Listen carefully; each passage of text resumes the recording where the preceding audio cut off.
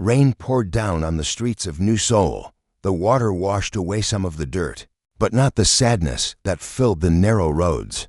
Hannah sat under the edge of an old shop, trying to stay dry. Her worn coat did little to keep her warm. The scales on her arms caught the light from nearby signs, showing anyone who looked that she was not fully human, that not that many people looked at her anyway. The war between Earth and Draco Prime had ended 15 years ago, but people still carried hate in their hearts. This was especially true for people like Hannah, half human, half dragon, welcome nowhere. Hannah hadn't eaten in 3 days. Her money was gone, and the office to get more help was across the city. Without proper papers, she couldn't even use the city trains. Are you a real dragon? The voice made Hannah jump.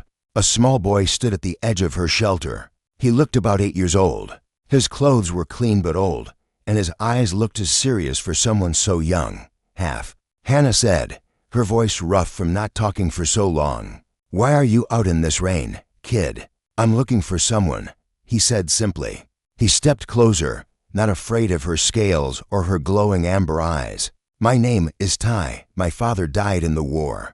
My mother died last week. Hannah felt sorry for him, but tried not to show it. The streets were full of children with sad stories. Where are the people who are supposed to take care of you?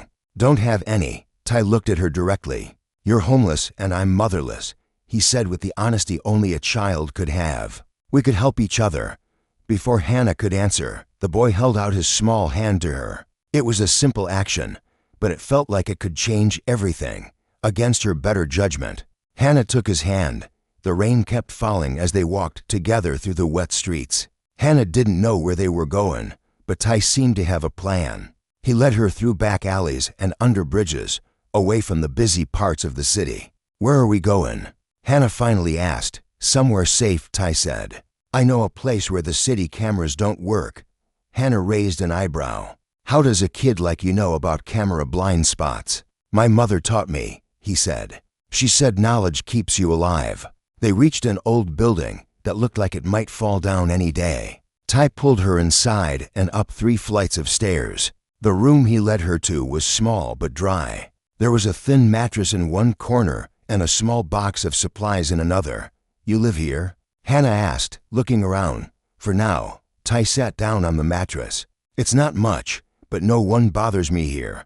Hannah stayed by the door, not sure if she should stay. The boy seemed to calm, to prepared for someone who had just lost his mother. Why did you bring me here, Tai? Why me? Because you're like her, he said. My mother. She had scales too, but smaller ones. She hid them under her clothes.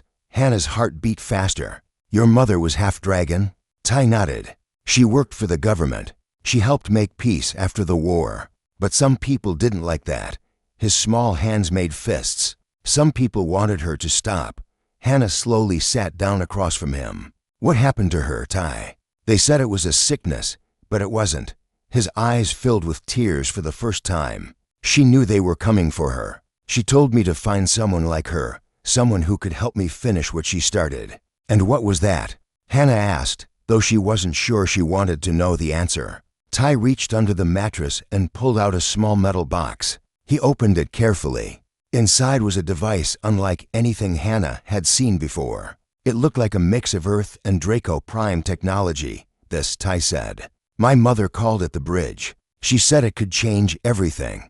Hannah looked at the strange device. What does it do? It helps humans understand dragons, and dragons understand humans. Not just words, but feelings too. Tai touched the device gently. She couldn't finish it. She said she needed someone with dragon blood to make it work right. Hannah's scales rippled with doubt, a reaction she couldn't control. And you think I can help? I'm just trying to survive, kid. I'm not a scientist or a peacemaker. But you're both human and dragon, Tai said. That's what the bridge needs. Someone who knows both worlds. Outside, the sound of a patrol drone hummed past the building. Hannah tensed, her scales darkening to match the shadows and other things she couldn't control. Tai watched this with wide eyes. See, you have gifts. My mother said people like you are the future.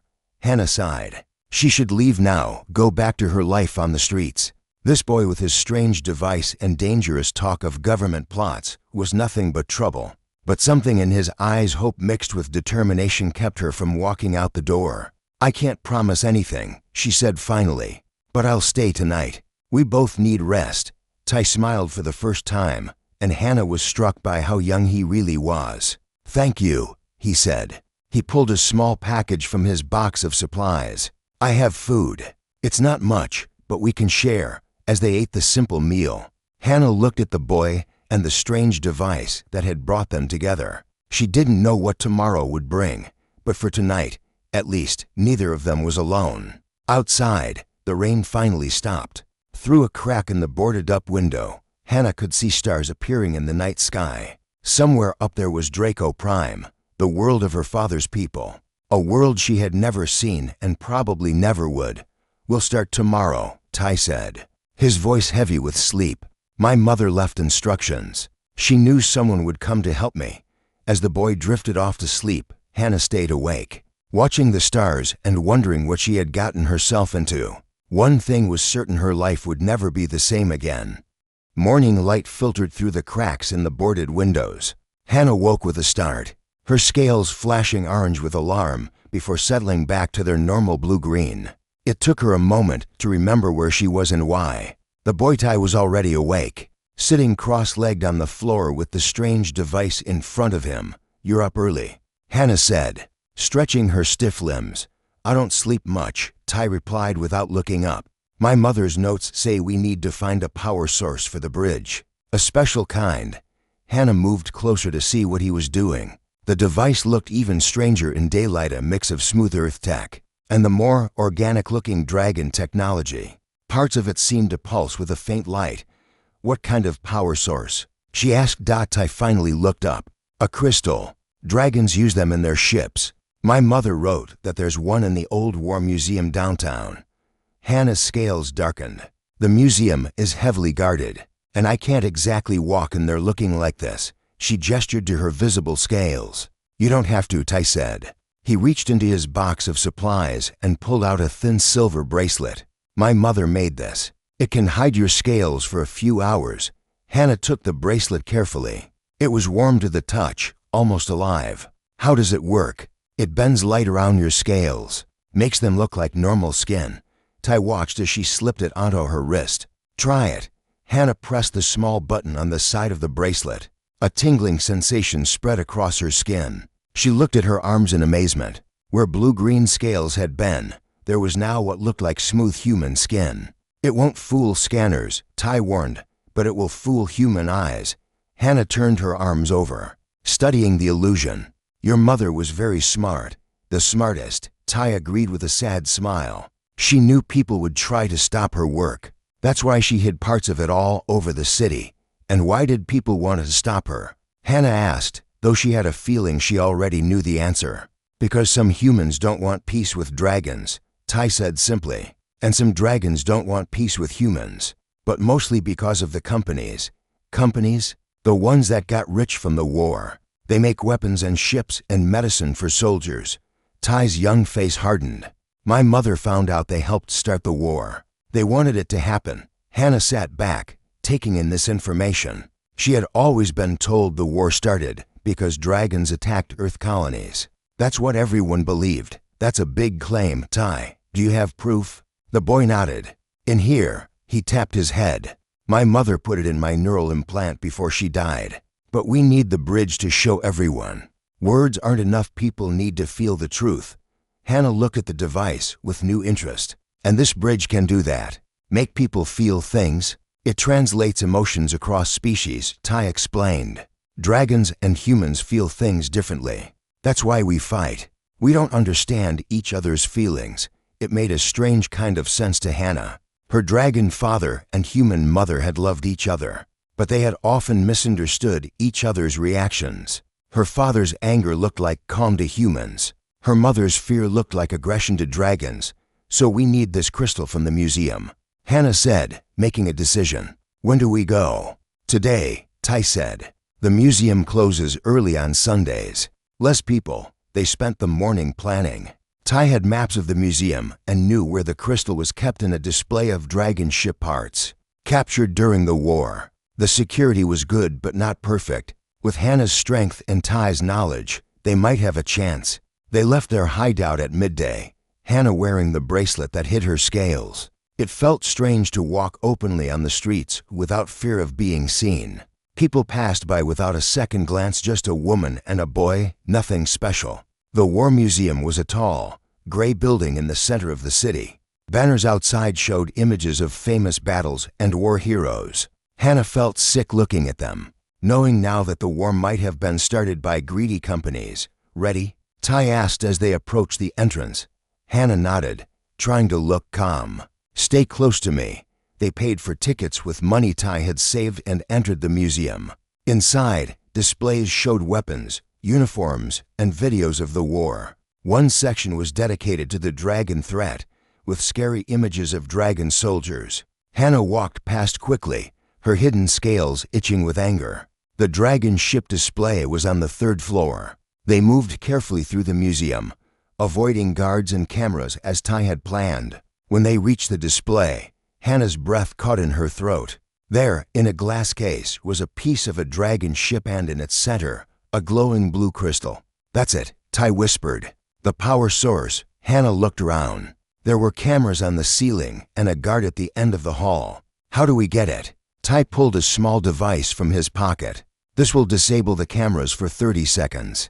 The case has a simple lock. Can you break it?" Hannah flexed her fingers. Even in human form, she had dragon strength. "Yes, when I press this button, the cameras will freeze. Break the case, take the crystal, and we walk, not run, to the emergency exit." Ty pointed to a door at the far end of the room. "Ready?" Hannah took a deep breath. "Ready." Ty pressed the button. The small red lights on the cameras stopped blinking. Hannah moved quickly to the case, wrapped her hand in her sleeve, and punched the glass. It cracked but didn't break. She hit it again, harder, and the glass shattered. Alarms began to sound. Hannah grabbed the crystal and felt a surge of energy run up her arm. Her scales flashed beneath the bracelet's illusion. "Run!" Ty shouted, changing the plan. They sprinted toward the emergency exit as guards shouted behind them. They burst through the door into a back alley. Hannah's bracelet flickered, the illusion failing as the crystal's energy interfered with it. Her scales were visible now, marking her as a target. "This way." Ty pulled her down a narrow street. They ran through the maze of the city, alarms and sirens wailing behind them. Hannah's heart pounded, but she felt strangely alive. For the first time in years, she was doing something that mattered. They didn't stop running until they reached an abandoned subway station far from the museum. Safe in the shadows, Ty took the crystal from Hannah's hand. It glowed brighter now, pulsing with blue light. "We did it," he said, his face flushed with excitement and fear. Hannah looked at her scales, now fully visible again. "Yes, but now they'll be looking for a dragon woman and a boy. We can't go back to your hideout." "We don't need to," Ty said. "We have the crystal now. We can go to my mother's secret lab." "Secret lab?" Hannah raised an eyebrow. Ty nodded. "Under the old dragon embassy. No one goes there anymore. It's where we'll finish the bridge." As they caught their breath in the dark station, Hannah realized there was no turning back now. They were fugitives, hunted by the authorities. But the crystal in Ty's hands glowed with promise, the promise of truth, of understanding between species. "Lead the way," she said. Night had fallen by the time Hannah and Ty reached the old dragon embassy. The building stood dark and empty, a reminder of better times when dragons and humans had tried to talk instead of fight. Tall walls surrounded it, covered in warning signs and security notices.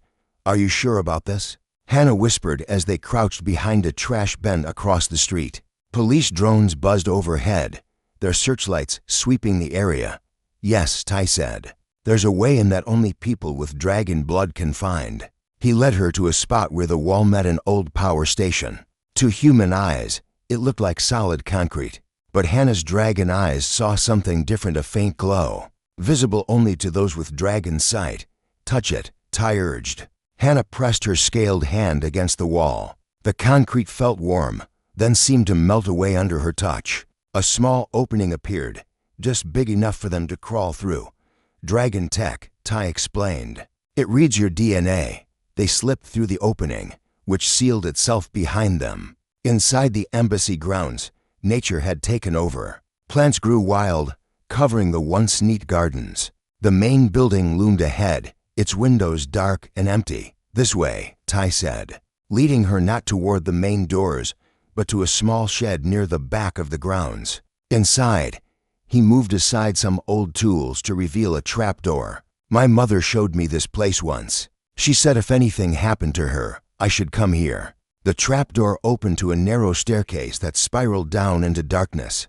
Hannah's eyes adjusted quickly, her dragon vision allowing her to see in the dim light. Ty held onto her arm as they descended. At the bottom, they entered a large room filled with technology. Lights came on automatically as they entered, revealing workstations, computers, and strange machines Hannah had never seen before.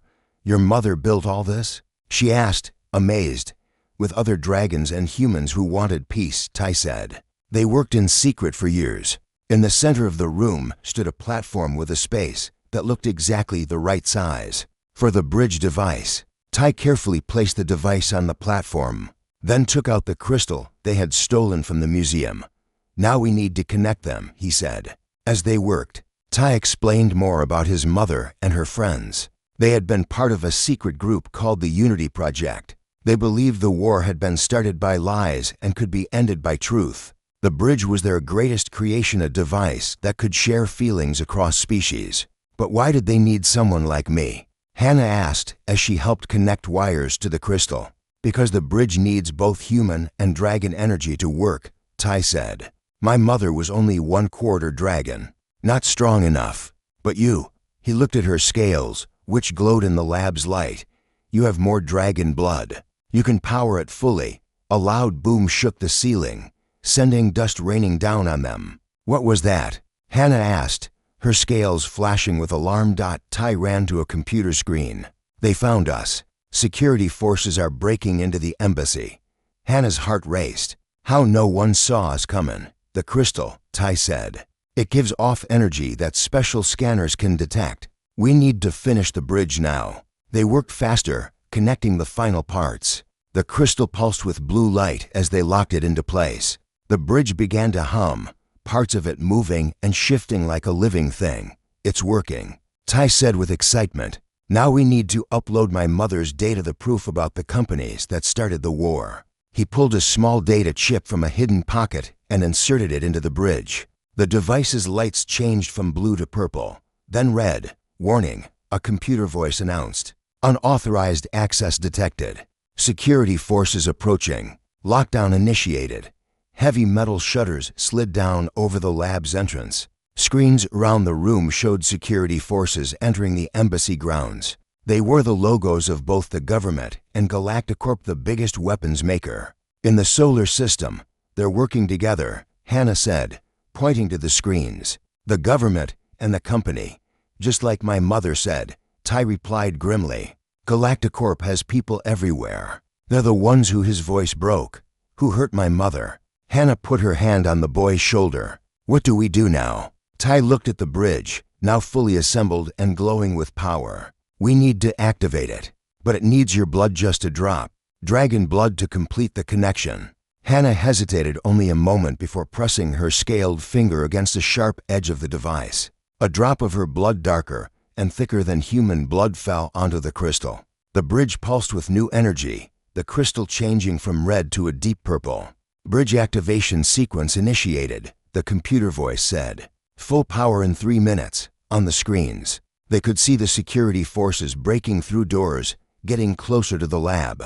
"What happens when it activates?" Hannah asked. "It sends a signal to every screen and neural implant in the city," Ty explained. "Everyone will see and feel the truth about the war." Another explosion rocked the lab. Closer this time. Part of the ceiling collapsed in one corner. "They're almost here," Hannah said. Her scales darkened to match the shadows, a defensive reaction. "We need to protect the bridge until it activates." Ty nodded, his young face set with determination. 2 minutes left. Hannah looked around the lab for anything they could use as a weapon. She found a metal pipe that had fallen from the ceiling and picked it up. Her dragon strength would make it a powerful tool. "Stay behind me," she told Ty. "If they get in, I'll hold them off as long as I can." The boy looked at her with grateful eyes. "You're brave." Like my mother was. The pounding at the lab door grew louder. Metal groaned as something heavy slammed against it repeatedly. Bridge at 70% power. The computer announced. 90 seconds to activation. Hannah stood ready, pipe in hand, as the door began to buckle. For the first time in her life, she wasn't running away. She was standing her ground, fighting for something important. The scared, homeless half-dragon who had survived by staying invisible was gone. In her place stood a protector, a warrior. 1 minute to activation, the computer said. The lab door burst open. Security forces in black armor rushed in, weapons raised. Hannah's scales flashed with warning colors as she stepped forward to meet them. "Stop," shouted the lead officer. "Step away from the device. You can't stop the truth," Ty called from behind Hannah. "Everyone will know what you did." The officer raised his weapon. "Last warning. Move away now." Hannah gripped her pipe tighter. 30 seconds, she said, her voice steady. "That's all we need." As the security forces moved forward, Hannah made her choice. She wasn't just fighting for herself anymore. She was fighting for Ty, for his mother's dream, and for a truth that could change everything. 20 seconds to activation, the computer voice announced as the security forces moved closer. Hannah swung her pipe, keeping them at bay. Her scales flashed bright colors, a dragon warning sign that made the human officers hesitate. She didn't want to hurt anyone, but she had to protect Ty and the bridge. 15 seconds. The computer counted. The lead officer spoke into his radio. "We need backup. The device is about to activate." A woman pushed through the security team. She wore a business suit with the Galacticorp logo. Her face was cold and hard. "Destroy that device now," she ordered. 2 officers raised their weapons. Hannah moved faster than human eyes could follow, knocking the guns from their hands with her pipe. Her dragon reflexes gave her speed no human could match. 10 seconds. The computer said double quotes Ty. "Get down," Hannah shouted as she fought. The boy ducked behind the bridge platform as shots were fired. Energy blasts hit the walls, missing Hannah by inches. 5 seconds. The Galacticorp woman pulled out her own weapon. "Stop that countdown," she screamed. 3, 2, 1, activation complete, the computer announced. The bridge erupted with light. A wave of energy pulsed outward, passing through everyone in the room. Hannah felt it wash over her, warm and cold at the same time, like diving into deep water. The security forces froze, their weapons lowering as the energy touched them. The crystal at the heart of the bridge projected a hologram that filled the room. Images appeared in the air, secret meetings, hidden documents, recorded conversations, the evidence Ty's mother had collected. But it wasn't just images. Hannah could feel emotions coming from the bridge: anger, fear, greed, the feelings of those who had planned the war. Then came other emotions: pain, loss, grief, the feelings of those who had suffered in it, both humans and dragons. The security officers stood still, their faces showing shock and confusion as they experienced these emotions. Some put their hands to their heads, overwhelmed by what they felt. "What is this?" the Galacticorp woman demanded, though her voice shook. "What are you doing to us?" "Showing you the truth," Ty said, stepping out from behind the platform. "Not just telling you, making you feel it." The hologram showed a meeting from 15 years ago. Business leaders from Galacticorp sat with military officials from both Earth and Draco Prime. They discussed how a war would benefit them: all new weapons contracts, mining rights on contested planets, control of trade routes. "This can't be real," one of the officers whispered. "It is," Ty said. "My mother found these records. That's why they killed her." The Galacticorp woman's face had gone pale. "Turn it off," she ordered, but her voice lacked conviction. The bridge was affecting her too, making her feel the consequences of her company's actions. "We can't turn it off," Hannah said. "And it's not just playing here. The signal is going to every screen in the city. Everyone is seeing this." Outside the lab, alarms began to sound. On the security screens, they could see people in the streets stopping to watch public displays where the bridge's signal was showing. The truth was spreading. "Bridge signal at maximum power," the computer announced. "Neural network connection established." Ty looked at Hannah with wide eyes. "It worked. The bridge is connecting to people's neural implants. They're not just seeing the truth, they're feeling it. The security officers looked at each other in confusion. Their orders had been to stop this device at all costs. But now they were experiencing firsthand the pain caused by the war their leaders had helped create. One by one, they lowered their weapons. "You can't do this," the Galacticorp woman said, but she made no move to stop them. The bridge's emotional effect was too strong to fight. Hannah moved to stand beside Ty, putting her arm around his shoulders. "It's already done," she said. The hologram shifted to show new images: dragons and humans working together before the war. Peaceful colonies where both species lived side by side. Then it showed the first attacks, carefully planned to look like dragon aggression, but actually carried out by mercenaries, hired by the corporations. 15 years of war, Ty said quietly. Millions dead. My father, your mother, all for money. The Galacticorp woman sank to her knees, the bridge's emotional impact finally breaking through her defenses.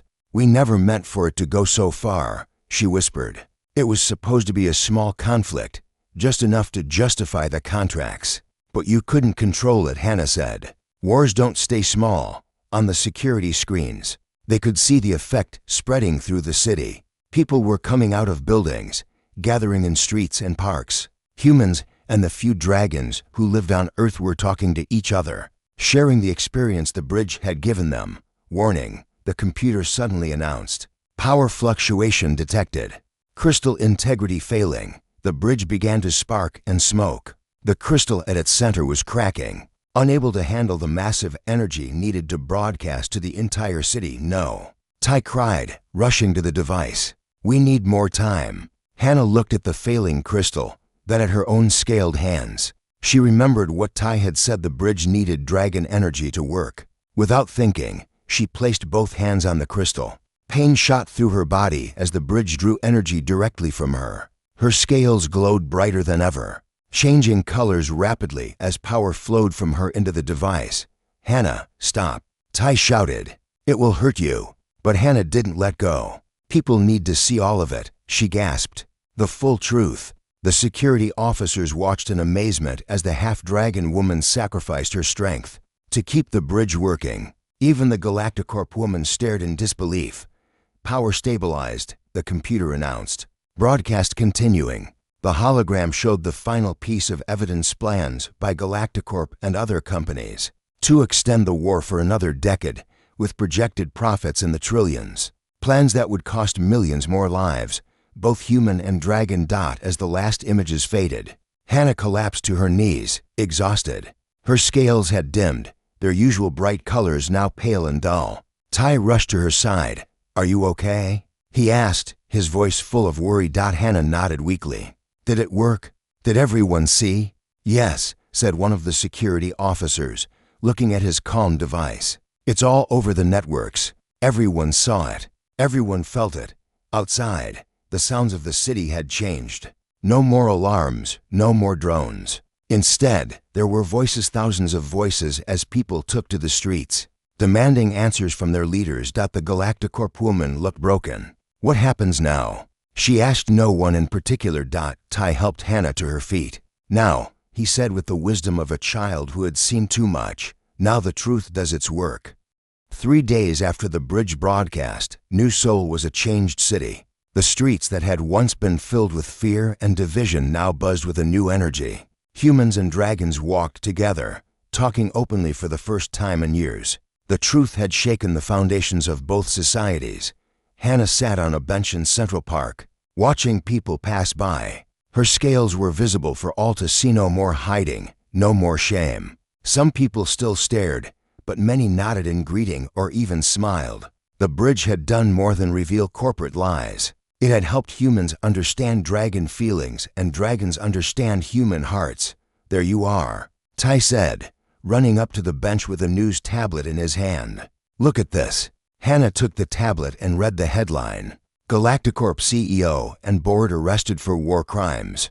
Below was a picture of the woman from the lab being led away in handcuffs. "It's happening all over," Ty said, sitting beside her. "On Earth and on Draco Prime too. The people who started the war are being arrested." Hannah handed the tablet back. "And what about us? Are we still criminals for stealing the crystal? Tai grinned. Not anymore. The new government council wants to meet us. They're calling us heroes. Hannah snorted. Heroes? 3 days ago we were running for our lives. Things change fast. Tai said with the simple wisdom of a child. My mother always said the truth is like a fire once it starts. It's hard to stop. They sat quietly for a moment, watching a group of dragon children playing with human kids in the park. Such a sight would have been impossible before the bridge. I got a message from my aunt on Draco Prime, Tai said after a while. She wants me to come live with her. She's my mother's sister. Hannah felt a strange tightness in her chest. That's good. You'll have a family again. Tai looked at her with serious eyes. She wants you to come too. Me? Why? Because I told her about you. How you helped me. How you almost hurt yourself to make the bridge work. Tai took her scaled hand in his small human one. And because you need a home too. Hannah looked away, not wanting the boy to see the tears in her eyes. For years she had lived on the edges of society, homeless and alone. The idea of belonging somewhere, with someone, was almost too much to hope for. I don't know if I'd fit in on Draco Prime, she said finally. I'm only half dragon, that's why it's perfect, Tai insisted. Things are changing there too. The new leaders want to build bridges between our worlds. They need people who understand both sides. Before Hannah could respond, her attention was caught by a commotion at the park entrance. A group of officials was approaching, led by a tall woman in formal clothes. Some were human, others clearly dragon, and a few like Hannah herself were mixed. That's Ambassador Quan, Tai whispered. She's the new head of the Unity Council. The ambassadors spotted them and walked directly to their bench. Everyone in the park stopped to watch. Tai Kim and Hannah Lee? The ambassador asked, using the human family name Hannah had almost forgotten. I'm Ambassador Quan. I've been looking for you both. Hannah stood, suddenly conscious of her worn clothes and messy hair. Why? To thank you, the ambassador said simply. What you did with the bridge has changed everything. It showed us all what we've been missing, true understanding between our species. Tai stood beside Hannah, looking proud but nervous. It was my mother's work. She's the one who should be thanked, and she will be, Ambassador Quan assured him. We're establishing a memorial in her name. But you completed her work when everyone was trying to stop you. That took courage. The ambassador turned to Hannah. Especially you, Hannah Lee. You risked your life to power the bridge. Our scientists say no one has ever done that before, used their own dragon energy to fuel technology. It shouldn't have been possible. Hannah's scales rippled with embarrassment at the praise. I just did what needed to be done. And that's exactly why I'm here, the ambassador said. We need people like you, both of you, to help build what comes next. A true unity between humans and dragons. She handed Hannah an official document. This is an offer. A position with the new Unity Council as a cultural liaison. And this, she gave another document to Tai, is approval for you to study at the Academy of Sciences, where your mother worked. Her research will continue, with you as part of it. Tai's eyes widened as he read the document. Really, I can work on the bridge technology? With proper supervision? Yes, the ambassador smiled. You've proven you have your mother's brilliance. Hannah stared at her own document, hardly believing what she was reading. A real job, a place to live, a purpose. There's one more thing, Ambassador Quan said, her voice softer now. Tai, your mother left something for you in her secure files. We only found it yesterday. She handed Tai a small data crystal. The boy took it with trembling hands. What is it? He asked. A message, and the full plans for the next version of the bridge. The ambassador looked at both of them. She believed our worlds could be truly united, not just at peace. She called it the Harmony Project. As the ambassador and her team left, Hannah and Tai sat back down on the bench, both overwhelmed by what had just happened. So, Hannah said after a long silence, what do we do now? Tai looked at the data crystal in his hand, then at Hannah. We have choices now. I could go to Draco Prime with my aunt. You could take the job with the Unity Council. We could go different ways. Hannah felt a pang at the thought of separating from the boy who had changed her life. In just a few days, he had become important to her in a way she hadn't expected. Or, she asked, hearing something in his voice, or we could stay together, Tai said. I need someone to look after me while I study. You need someone to remind you to eat and sleep while you work. Hannah laughed, her scales flashing happy colors. Are you saying we should be a family? We already are, Ty said simply. You're homeless and I'm motherless, remember? We help each other. Around them, the park continued to fill with humans and dragons, talking and laughing together. In the sky, ships from Earth and Draco Prime flew side by side, no longer enemies, but partners. The world was changing, healing from old wounds. Hannah looked at the boy beside her, this brave, brilliant child who had found her in the rain and changed everything. Then she looked at her own scaled hands, no longer something to hide, but something to be proud of. Half human, half dragon, a bridge between worlds, together. Then, she said, taking Ty's hand in hers. The boy smiled, squeezing her hand. Together, above them, the clouds parted, letting sunlight shine down on the new world they had helped create, a world where no one had to be homeless or motherless again.